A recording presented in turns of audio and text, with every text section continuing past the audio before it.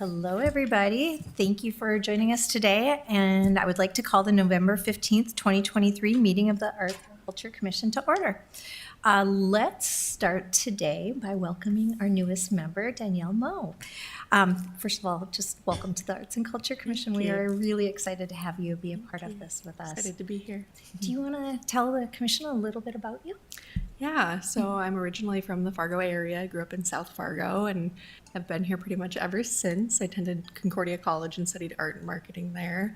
I've had a few different jobs, but most recently I've become a co-owner of Salt Hill Gallery in downtown Fargo. It's a contemporary art jewelry gallery, if you're unfamiliar, and I'd love to see you there if you want to stop by. Well, welcome. And I'm going to just ask all of the commissioners to also give a little update on, or brief intro to Danielle as well. I'm Tracy Walvatney, also a longtime Fargo resident, North Sider. Nice. Welcome to downtown. I owned a business downtown for a while, and it's a lovely place to be, great community. I'm president of the Horseman Area Neighborhood Association and Arts and Culture Commissioner. So, yeah, welcome to the board. Thank you. I'm Deb Williams, and I was in your gallery on Saturday looking at a few things. awesome. Yes, I very missed you. nice. Very you. nice. Let's see, I've been on the commission since the beginning, and I come from more of a neighborhood background. I'm in the Roosevelt neighborhood, neighbors with Tracy. Yeah, and been seeing some pretty exciting work here. Past chair, too, as well, I guess. Yeah. I'm Tracy Jordry. I am an architect with JLG Architects here in downtown Fargo, and I have lived off and on in Fargo, I guess over the past 20 plus years, but I've been back for the last, well, gosh, it's over 10 already now. And I don't know if I said this, I live in very far South Fargo. And yeah, I've been chair of the commission for, oh my goodness, 2 years, 3 years? I'm losing track. Hi, Danielle. I'm Monica Brown-Ecker. I'm the member of this commission and a member of the communications subcommittee of this commission. I'm the operations manager and an ensemble artist with Theater B, and I live in North Fargo. I love North Fargo. Welcome. Thank you. My name is John Offit. I'm a glass blower, independent artist out of my yard. Currently making all the governor's Christmas presents. Oh, nice. Cool project. Thank you all. I do want to take just a quick second also to thank our outgoing past members, Brad Bachmeyer and Ann Arbor Miller, for all that they contributed over the past few years. And we'll certainly miss them, but we're very excited to have you as part of the commission moving forward. So welcome. Thanks. All right. Well, the next item is to approve the agenda. Does anyone have any items they would like to add to the agenda? If not, can I get a motion to approve the order of the agenda? I would make a motion to approve. Okay, can I get a second? Second? All those in favor say aye. Aye. Opposed, same sign. Motion carried. All right, the next item is to approve the minutes of the May 18th, 2023 meeting. Can I get a motion to approve the minutes? I so move. Okay, Second. Can I, second? Perfect. All those in favor say aye. Aye. Opposed, same sign. Motion carried. All right, so let's move on to a summary from the May work session is in our packet. And the information, unless there are any questions on it. Does anyone have any questions or items to add to it? Okay. The next item is included in the packet is a summary of the Arts Partnership 2023 City Arts Partnership. Nicole will provide us with a quick summary. Good afternoon. For those that might not know, annually, the city of Fargo has a line item in the budget where they give 90,000. We have basically partnerships with a couple key organizations, one of them being the Arts Partnership. And it's part of the Tri-Cities grant program.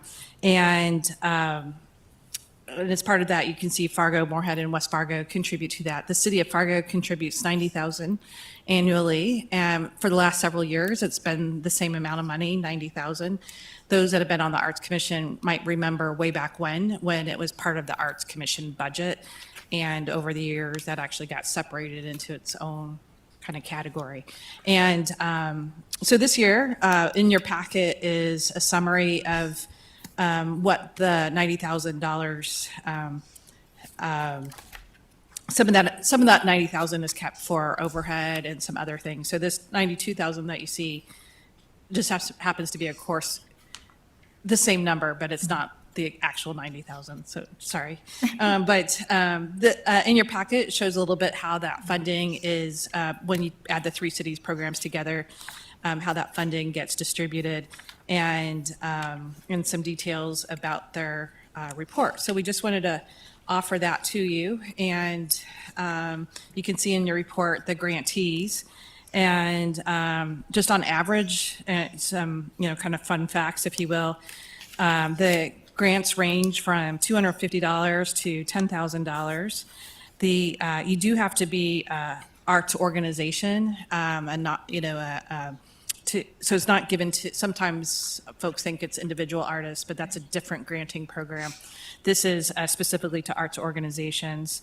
The application process happens in the spring, and the Arts Partnership, for those that might not have participated, I know some of you organizations that you represent have participated in this, but they have a pretty standardized application process and learning process as it works throughout.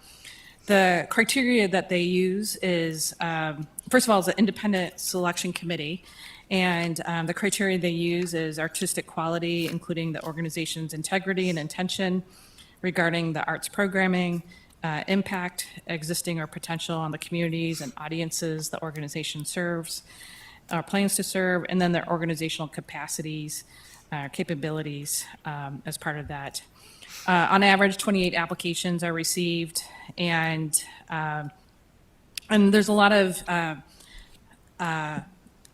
re-applications, if you will, or a lot of similar, what's the word I'm looking for? A lot of the same organizations apply annually. So there's a lot of usual suspects, if you will. Every now and then they get some new applications.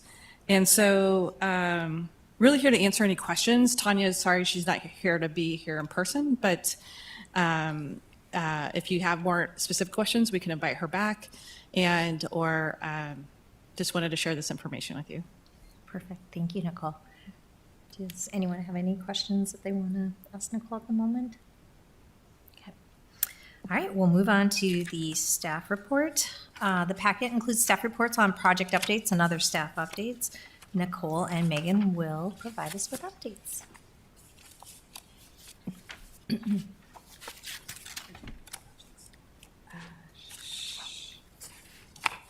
Just a minute. So Megan and I are going to tag team this presentation or discussion items. First, we'll talk a little bit more about it in our work session, but as you might remember, in May, we talked a lot about a communications project on how we can capture our story and with data and metrics. And that was really a primary project we were going to be focusing on this fall. We ended up with a little bit of a delay because who we thought that would be good fits for consultation ended up not being good fits for whatever reason, either through capacity or maybe the jive or vibe they had and what we need maybe didn't align. And so we have a new take on that, and we can, again, talk more about it in our work session, but really what we want to be doing starting now and working into the spring is maybe a combination more storytelling, and in that storytelling, showing some videos, capturing the stories of the artists from the last 8 projects, and some of the barriers, if you will. You might remember, or some of you might remember the Fargo project where we did a lessons learned book. We're thinking maybe not quite a book, but maybe a lessons learned volume 2, and then also see this as a branding exercise as well as telling the story on that. So we see part data metrics and part storytelling in order to capture more of our budget requests, because we learned, and through the 2024 budget request, last time we met, we talked about our ask as we grow per the public art program. None of our requests were funded other than the maintenance.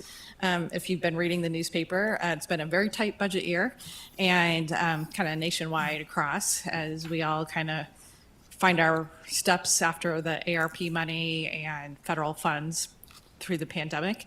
And so, as such, we're very glad that we got the $10,000 for maintenance support, but our, goals of growing as big as we were hoping to are a little bit refrained. And we can talk about that a little bit more at the work session as well. Megan's going to talk a little bit about what we still have open this year and some updates on that. So with the 2022 call for public art projects, there are still 2 projects that are ongoing that are probably going to be kind of floating into the next year before they wrap up. One of those is the neighborhood church, and the other one is the Skyway mosaic on the pillar on the Skyway along Broadway. So there were some challenges to materials on that one. Recent projects that were just completed are the Roger Maris mural up at Mickelson, as well as the Believe in Us project at the Madison School, which were both very exciting. We're getting a lot of inquiries on this, including some on the commission, but the ASL bike racks that were kind of one of those first projects, we're having some difficulties in coordinating kind of the maintenance or the upkeep or the refurbishing of those. They were hit earlier this year by a vehicle. And so our plan is to work with our engineering department and just remove those fully until they can get fully restored and go back up. So those will be hopefully going down pretty soon, just to kind of clean up that area for a while. And then there's a few other projects you'll see on that staff update that we'll talk in more detail once we get into the work session in the Metal Arc. And then as a new item that has just come up, I'm going to go up and play a couple videos for you. Our communications team has been working really hard on creation of some videos to capture some of the recent art projects. And so I'm going to go play those for you. This is the first time they've been shown, so very exciting.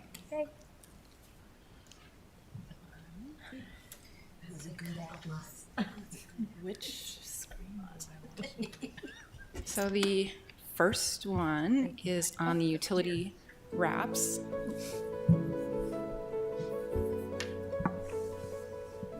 How this started out was Nicole Crutchfield came by to see me and asked me if I would pass it on to the art teachers. What I did was I sent a note to all the elementary and middle and high school teachers and just asked them if they would participate. The teachers that came back, I asked them to decide which piece and student they would like to have represented. We usually do art during art time, and Miss Heidi got to choose one to be put on there, and mine got chosen. I like being creative. I like abstract because it's a place where I can be creative and there's no wrong way. I wanted like really fun and bright colors because that's what I like and it makes me happy. So I wanted to make it fun and cheery. We've long wanted to combine the efforts of the city and the Fargo Public Schools. There are amazing young artists, and if we can give them a voice early and young, chances of them following that journey go up. And again, that's when they're forming their opinions and of their art and of what they can do. If they see they have a voice, they'll continue to use it, and they'll continue on with their art and give back to the society. That's just a great thing for the city to do.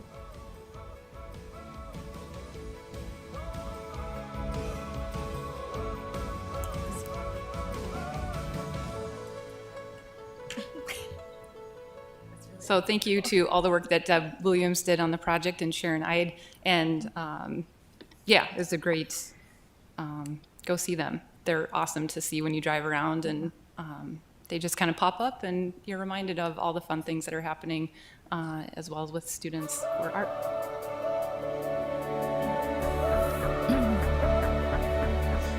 We did the early evaluation of the downtown towers, so we looked at the older water towers and the repair costs, and then found it was more attractive to build a new tower from a long-term expense standpoint. It'll improve our overall system, and not only the maintenance costs in the downtown tower, but potentially help lower maintenance costs on the rest of our towers, because the system will operate the way it should. The way the system operates now, we have to operate about half our towers at a really high level in winter in order to get water in the downtown towers. Everything will operate really nicely from a distribution standpoint moving forward with the new tower. I think art is a thing that will set a city apart. One of my favorite things as a commissioner is being able to incorporate public art with infrastructure. It's something that's lasting, it's something that can be replicated, and I think that it just provides a little pop of joy to everybody that sees it. First thing we did is we sent out a request for proposals, and we sent it out nationwide. We brought together a selection committee which consisted of local artists, Arts and Culture Commission members, city employees that were connected with the Water Tower project, and also the planning department. We asked for community engagement in terms of creating the art. We didn't want to just select a standard design. We wanted something that was created specifically for Fargo that was fresh and vibrant. We had 2 top contenders, and they each had different strengths. Black Ink out of the East Coast. Black Ink had the experience of working on a water tower. They knew how it went. And Reach Partners from Fargo had the experience with the community part of it, the community action. And so the decision made was to use both of them. We had Reach Partners here, which was boots on the ground. We had Black Ink, which had all their experience, and working together, they were able to pull together a bunch of different focus groups and meetings and develop the project fully. We had as much input as we could get from different parts of our community. This is not their creation, this is a creation of the city of Fargo. So they kept bringing up images, and this image came up, and I am a Fargo North grad. And they kind of said they were kind of shooting for a Fargo North feel because it was on the north side.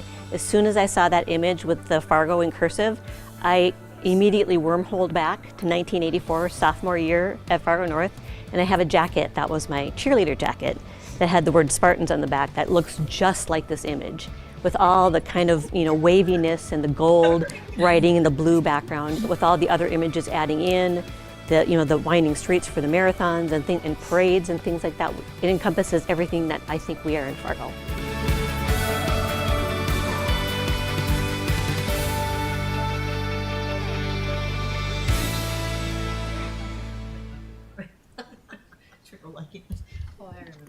So thank you. We just wanted to share those with you, and thanks to our communications department who were able to put this together. So.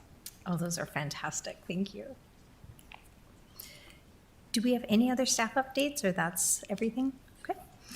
Let's move on to the next agenda item. Number 7, the meeting schedule for 2024 is included in your packet. Its meeting dates will be next February, May, August, and November. And this is just an informational item, so no action needs to be taken. Announcements. We know there's a lot of things going on in town right now. Does anyone have any announcements they would like to share for the public or with each other? Yes, if I may. We have an incredibly exciting production coming up at Theater B, opening on November 24th. It is called Decked, and it is a world premiere of this play. It's just about to be picked up for nationwide licensing. I really hope we have audiences come out because it is a really funny take on A Christmas Carol with these classic subjects. The show runs November 24th through December 17th at Theater B. Oh, thank you. Anyone else? Arts for the Holidays will be at the Fargo Civic Center, December 9th from 10 to 5. Wonderful. Any other announcements? Oh, Nicole? Yes, I should have said this in the growth plan, but as some of you hopefully know, the growth plan is in process. This is the first citywide future land use planning process. Is it future land use plan? And through that, basically, in the past years, like 2007 was our last land use plan, and that was more about the growth areas, or what we would call the greenfields, or south of 32nd Avenue. And this is citywide, so we're really trying to do a big public engagement effort.